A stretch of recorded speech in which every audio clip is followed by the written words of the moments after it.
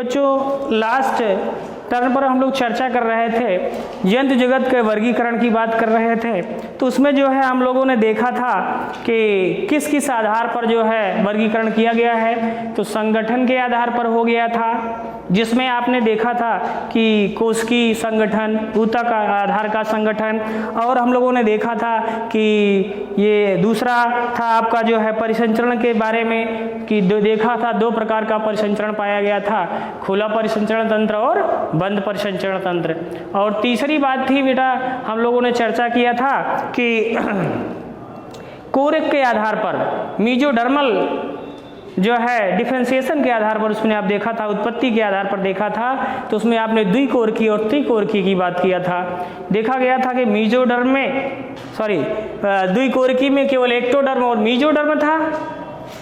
मतलब भ्रूण की जो द्विस्तरीय संरचना थी, एक्टोडर्म और मीजोडर्म से बनने वाले जीव, और फिर जो दूसरा तरीका था तीन संरचनात्मक स्थिति थी, मतलब एक्टोडर्म और एंडोडर्म के बीच में जो तीसरी संरचना थी उसको मीजोडर्म कहा गया था। तो ये आधार था। अब आगे हम लोग चलते हैं। तो इस आधार पे देखा गया जो है सबसे पहला जो इसका वर्गीकरण आप लोगों ने देखा था, शायद पोरीफेरा की चर्चा हम लोगों को करना है। मतलब जीव जगत के वर्गीकरण में जो सबसे पहला फालम आपने देखा था आप लोगों ने, पोरीफेरा। पोरीफेरा फाइलम की बात करेंगे हम लोग, पोरीफेरा, ये इसी की चर्चा करेंगे हम लोग, पोरीफेरा की चर्चा करेंगे। तो अब देखिए, अगर आप ध्यान दें बच्चों, तो इस देखिए इस फाइलम के जो है नाम पर भी ही अगर हम लोग ध्यान दें तो पोरीफेरा का मतलब होता है, पोर मीन्स होता है बेटा छिद्र, छिद्र मतलब छिद्रयुक्त शरीर वाले एनिमल, या जिसको आप अंग्रेजी में कहते हैं पोर बियरिंग एनिमल, पोर बियरिंग एनिमल।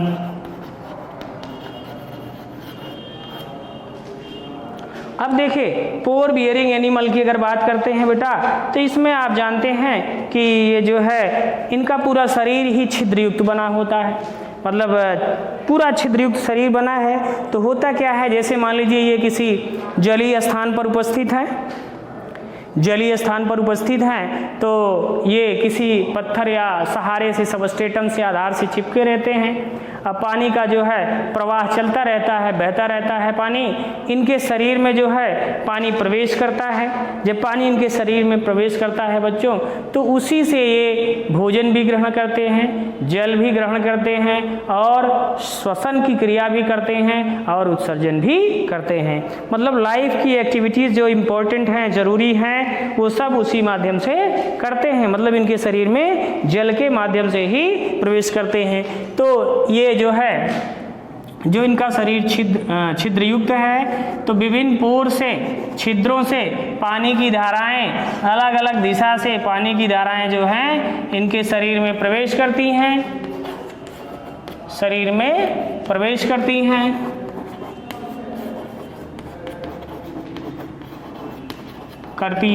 तो ये जो शरीर के विभिन्न भागों से, छोटे छोटे पोरों से जो है इनके शरीर में प्रवेश करती हैं पानी की जलधाराएं, तो उनको एक विशेष नाम दिया गया है। अब विशेष नाम दिया गया है, तो पोर बियरिंग है, छोटे छोटे छिद्र द्वारा प्रवेश करते हैं, तो उसमें जो है ये इनको जो है पानी प्रवेश करता है, जो जाकर जो है फिर एक जगह इकट्ठा होकर जो है पूरा प्रणाल, मतलब एक नहर के समान नाल बनाते हैं। इसीलिए कहा गया है इनके शरीर में नाल सिस्टम पाया जाता है, प्रणाल तंत्र पाया जाता है। मतलब छोटे छोटे छिद्र द्वारा जो है इनके शरीर में प्रवेश करेगा, और इकट्ठा होकर के पानी जो है एक विशेष छिद्र जो शरीर के ऊपर की तरफ होता है उसको आस्कुलम कहा जाता है, आस्कुलम। मतलब जो मेन छिद्र है जहाँ से इकट्ठा होता है, इकट्ठा होकर के पानी निकलता है, उसको जो है आस्कुलम कहेंगे, और जो छोटा छोटा छिद्र है बच्चों उसको आस्टिया कहेंगे, ऑस्टिया, मतलब इनके शरीर में बेटा नंबर ऑफ ऑस्टिया बहुत होते हैं। जहाँ जहाँ से छोटे छोटे छिद्र बने हैं और पानी का प्रवेश हो रहा है तो उसे ऑस्टिया कहा जाएगा। और ये चारों तरफ से पानी इकट्ठा होने के बाद इनके शरीर में एक जगह से ऊपर की तरफ विशेष मार्ग से निकलेगा, उसको आप आस्कुलम कहेंगे। वो जो मेन मार्ग होगा उसको आस्कुलम। जी, तो इसको नाल प्रणाली कहा जाता है कि पोरीफेरा एनिमल जो होते हैं इनके शरीर में नाल तंत्र पाया जाता है। अब इसमें जो है पानी प्रवेश करेगा तो पानी में उपस्थित विभिन्न छोटे छोटे प्रकार के जीवों को ये भोजन के रूप में इस्तेमाल करेंगे, भोजन के लिए इस्तेमाल करेंगे, भोजन प्राप्त करेंगे। तो अब भोजन का डाइजेशन होगा, पाचन होगा, पाचन के बाद जो है भोजन का जब ऑक्सीडेशन होगा तभी इनको ऊर्जा मिलेगी। तो ऑक्सीडेशन के लिए ऑक्सीजन चाहिए। प्रकृति में हर जीव ऑक्सीडेशन करता है, तो ऑक्सीडेशन के लिए हर जीव को जो है ऑक्सीजन चाहिए, क्योंकि ऑक्सीजन जलने में सहायक है। ऑक्सीजन जब जो है भोजन से क्रिया करता है तो भोजन ऑक्सीडाइज होता है, अब भोजन जलता है। बच्चों, आपको ऑलरेडी कई बार बताया गया है, फिर बता दे रहे हैं कि जब भोजन का ऑक्सीडेशन होता है तो जो है ऊर्जा बनती है, ऊर्जा प्लस जल और जो है कार्बन डाइऑक्साइड। तो ऊर्जा का उपयोग कर लिया जाता है, जल का भी उपयोग कर लिया जाता है, उत्सर्जी पदार्थ बचता है कार्बन डाइऑक्साइड। तो ऐसा लगभग सब जीवों में होता है। तो अब पानी प्रवेश कर रहा है तो पानी में घुलित ऑक्सीजन होती है, तो इसकी कोशिकाएं बेटा जो है घुलित ऑक्सीजन को एब्जॉर्ब कर लेती हैं और ऑक्सीडेशन की क्रिया करती हैं, तो फलस्वरूप ऊर्जा प्राप्त होती है, जिससे कोशिकाएं अपना कार्य करती हैं, जो भी उनकी जैविक क्रियाएं हैं उसको पूरा करती हैं। और लेकिन जो उत्सर्जी पदार्थ है उसको ये वाटर में ही, पानी में ही छोड़ देते हैं। जब पानी में छोड़ देंगे तो पानी के माध्यम से बहता हुआ वो जो है उत्सर्जी पदार्थ आस्कुलम द्वारा शरीर से बाहर चला जाएगा। और लेकिन बात आई ऑक्सीजन की, तो ऑक्सीजन भी इनको वाटर से ही मिलती है। जो वाटर में ऑक्सीजन डिजॉल्व होती है जिससे जल बना होता है। आपको पता है शैवाल और पौधों के भी संबंध में आपने प्रयोग के द्वारा भी देखा गया है कि वो है ऑक्सीजन जो मुक्त होती है, जो है वो जल का अपघटन किया जाता है, तो ये इस तरह से टूटता है, तो जो जल इसकी ऑक्सीजन निकलती है वो मुक्त हो जाती है। तो अब ये घटना होने के बाद वो जो है उत्सर्जी पदार्थ उसी जल में ये डाल देंगे और जल द्वारा जो है शरीर से ये बाहर चला जाएगा। और इसमें जो है कुछ विशेष प्रकार की कोशिकाएं भी पाई जाती हैं जिससे ये अपने शरीर की सुरक्षा करती हैं। शरीर की सुरक्षा का मतलब ये है, मान लीजिए पानी में इनकी बॉडी है, शरीर है, तो विभिन्न प्रकार के मान लीजिए अन्य एनिमल भी उसमें उपस्थित हैं जो इनको क्षति पहुंचा सकते हैं, तो कुछ विशेष प्रकार की कोशिकाएं होती हैं जो ये अपने शत्रुओं से सुरक्षा करने के लिए भी उसका उपयोग करते हैं। और उत्सर्जन के लिए कोई विशेष आर्गन का इसमें निर्माण नहीं हुआ है। तो ये पोरीफेरा की बात थी, पोर बियरिंग एनिमल की। हाइड्रा इसका उदाहरण है कि नहीं? हाइड्रा इसका उदाहरण है। तो हाइड्रा जो एनिमल है ये पोरीफेरा में आता है। पोरीफेरा फाइलम के ये जीव इस तरह से जो है अपना जीवन यापन करते हैं और सबस्ट्रेट से, आधार से चिपके रहते हैं और पानी बहता रहता है और अपना जीवन अपना ये इसी तरह से संपादित करते रहते हैं। अब बात आती है पोरीफेरा के बाद फिर आती है सीलेंट्रेटा की। जो दूसरा फाइलम इसका है बच्चों सीलेंट्रेटा। अब सीलेंट्रेटा में देखें आप,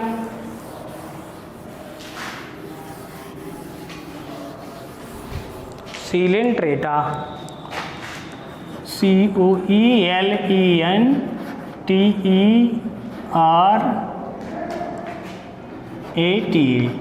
सीलेंट्रेटा। ठीक, अब सीलेंट्रेटा की बात करते हैं। तो देखिए जैसे पोरीफेरा में हम लोगों ने बात किया था कि इनमें जो है पोर बियरिंग एनिमल होता है, तो सीलेंट्रेटा की भी वैसी कहानी है। सीलेंट्रेटा में जो है इसकी विशेषता ये है कि इसमें जो है सीलेंट्रान नामक कैविटी पाई जाती है। सीलेंट्रान नामक कैविटी पाई जाती है। मतलब इनके शरीर के अंदर सीलेंट्रान नामक एक कैविटी पाई जाती है, इसीलिए इनको जो है सीलेंट्रेटा कहा गया है। अब सीलेंट्रेटा की भी स्थिति वही है कि ये भी जो है कहीं न कहीं पोरीफेरा से थोड़ा सा एडवांस एनिमल है, और जो है पोरीफेरा से एडवांस है उसके, और आगे वाले जो है फाइलम से थोड़ा सा जो है डी प्रोग्रेस में है। तो अगर सीलेंट्रेटा की बात करते हैं तो इसकी सबसे बड़ी विशेषता सीलेंट्रान नामक कैविटी पाई जाती है, गुहा पाई जाती है। तो अब देखिए ये भी कहीं न कहीं सूक्ष्म जीव हैं और जो है जलीय आधार में पाए जाते हैं, जल में पाए जाते हैं ये भी। अब मान लीजिए जल में उपस्थित होते हैं, ठीक। अब विशेषकर अगर आप देखेंगे तो ये समुद्री जल में पाए जाते हैं, समुद्री जल में। अब समुद्री जल की बात करते हैं तो इसमें ये सीलेंट्रेटा या जिसको जो है आप कोरल रीफ भी कहते हैं या मूंगा के नाम से चिरपरिचित हैं, समुद्रों में पाए जाते हैं। हमारे देश में अगर बात करते हैं तो समुद्रों का ज़्यादातर एरिया आप साउथ की तरफ जाएंगे, दक्षिण की तरफ, तो आप देखिए महाराष्ट्र, गुजरात, ये सब प्रांत जितने भी हैं कहीं न कहीं समुद्र से आच्छादित हैं और विभिन्न प्रकार के समुद्री जीव आपको वहाँ पाए जाएंगे। तो इनमें भी ये क्या है, ये भी स्थिर क्या ज़्यादातर गहराई वाले जलों में पाए जाते हैं, और जो है इन्हें व्यवहार में हम लोग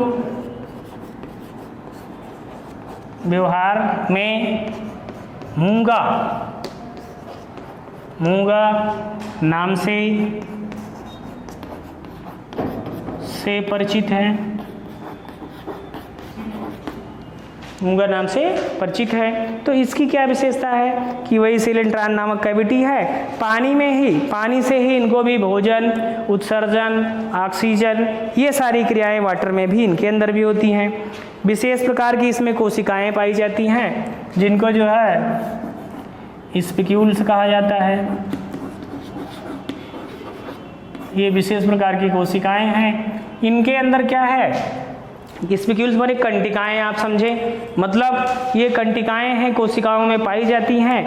जैसे पानी बह रहा है तो ये पानी में कोशिकाएं इधर उधर तैरती रहती हैं, तो ये पानी फिल्टर फीडिंग का काम करती हैं, फिल्टर फीडिंग मैकेनिज्म इनमें पाई जाती है। मतलब बहते हुए पानी में उपस्थित भोज्य पदार्थों को ये पकड़ लेती हैं, छान लेती हैं। मतलब ये है कि जैसे ये जाल का, नेट का कार्य करती हैं और अपने से छोटे जीवों को ये पकड़ लेती हैं, और जो है इनमें जो है कैविटी पाई जाती है, गुही पाचन होता है, तो ये छोटे छोटे जीवों को क्या करते हैं, भोजन के रूप में इस्तेमाल करते हैं, उनको अपने कैविटी में पचा लेते हैं। कुछ विशेष प्रकार के इसमें एंजाइम्स का स्राव होता है और कैविटी के अंदर ही ये डाइजेस्ट हो जाते हैं, पच जाते हैं, और पचने के बाद उन जीवों से इनको ऊर्जा मिलती है। ऊर्जा मिलने के बाद ये उन छोटे मोटे जीवों को क्या करते हैं, फिर उत्सर्जन के माध्यम से अपने शरीर से उसी जल में फिर बाहर छोड़ देते हैं, और एक जगह पर इकट्ठा होके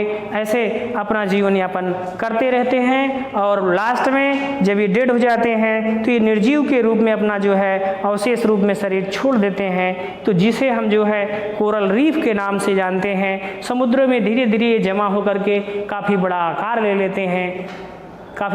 ले लेते हैं, तो बिल्कुल ये निर्जीव जैसा व्यवहार करने लगते हैं, और इन्हें कोरल रीफ या मूंगा कहा जाता है, और बड़े पॉपुलर हैं। इनका उपयोग जो है अगर देखा जाए तो भारत में जो है विभिन्न प्रकार की जैसे माला वगैरह बनाने, पहनने के लिए भी किया जाता है। तो वही कोरल है या मूंगा है जो है जिसका उपयोग जो है माला वगैरह बना के किया जाता है, जिसका जो है कहीं न कहीं सांस्कृतिक महत्व या जो है धार्मिक महत्व के लिए माना जाता है और उपयोग करते हैं लोग। जबकि ये एक जंतु है और इसको जो है हम निर्जीव के रूप में समझते हैं, लेकिन एक जंतु द्वारा उत्सर्जी पदार्थ के या अवशेषी पदार्थ के रूप में होता है। और इनमें भी जो है जो डाइजेशन की व्यवस्था है वो भी भोजन के बाद जो है जल के ही माध्यम से है, और उत्सर्जन का भी, और जो है इसमें जो है उत्सर्जन के साथ साथ जो है जो भी जैविक क्रियाएं होती हैं, मान लीजिए आपने कहा भोजन की व्यवस्था, तो आपने कहा filter feeding mechanism, filter feeding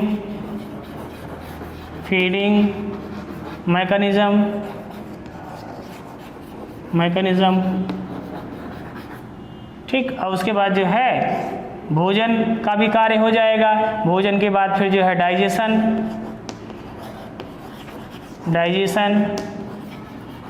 तो गैस्ट्रोवैस्कुलर कैविटी होती है, तो उन कैविटी के अंदर जो है इनका पाचन हो जाता है, भोजन का पाचन भी हो जाता है। जब भोजन का पाचन हो जाता है तो इससे जो है इनको ऊर्जा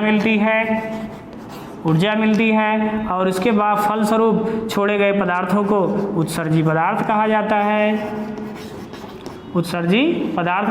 है, जिसको ये शरीर से बाहर कर देते हैं। और अब उत्सर्जी पदार्थ के साथ साथ ऊर्जा के लिए यहाँ पे जब डाइजेशन की क्रिया होती है तो ये भी जो है ऑक्सीजन जल से ही ले लेते हैं, O2 जल से ही लेते हैं और ऑक्सीडेशन की क्रिया करते हैं तो ऊर्जा मिल जाती है, उत्सर्जी पदार्थ को वापस छोड़ देते हैं और जो है जल के साथ जो है ये शरीर से इनके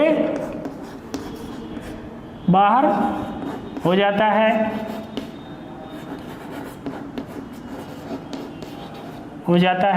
ये मोटाइल नहीं होते हैं, एक स्थान पर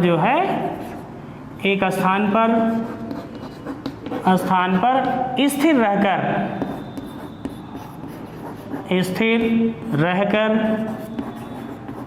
रहकर अपनी लाइफ साइकिल पूरी करते हैं, अपना जीवन चक्र ये पूरा करते हैं। मतलब एक ही जगह पर ये इकट्ठा खड़े रहते हैं, उपस्थित रहते हैं और वहीं से अपना पूरा जीवन चक्र ये चलाते रहते हैं। और क्योंकि जल में उपस्थित समस्त पदार्थों से ही अपना ये सेवन कर लेते हैं, इनको कहीं मतलब घूमने टहलने की बात नहीं है कि भोजन को खोजना है, ऑक्सीजन को पकड़ने की व्यवस्था करना है, सारी चीज़ें इन्हें वाटर से ही मिल जाती हैं। तो ये दूसरा फाइलम है जो कहीं ना कहीं पोरीफेरा सा थोड़ा सा एडवांस है, सिलेंट्रेटा, जिसमें सिलेंट्रान नामक कैविटी पाई गई आपने कहा, और विशेष प्रकार की कोशिकाएं होती हैं और जो है इसमें कुछ अपनी सुरक्षा के लिए कोशिकाओं में कुछ परिवर्तन हो जाता है जिन्हें टेंटिकल्स या दंश कोशिका कहा जाता है। तो करती क्या है कि ये कोशिकाओं में कुछ अपना परिवर्तन के बाद ये जैसे मान लीजिए कोई जीव है, कोई छोटा जीव है, उन जीवों को इन कोशिकाओं से ये क्या करते हैं, मूर्छित कर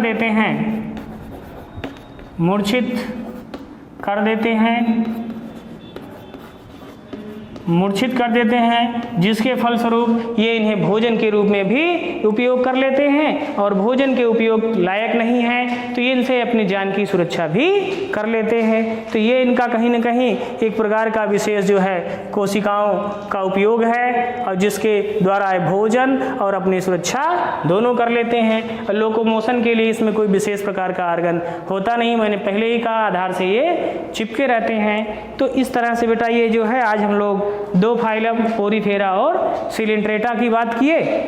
अब इसके बाद जो है अगला संघ जो है नेक्स्ट क्लास पे हम लोग चर्चा करेंगे।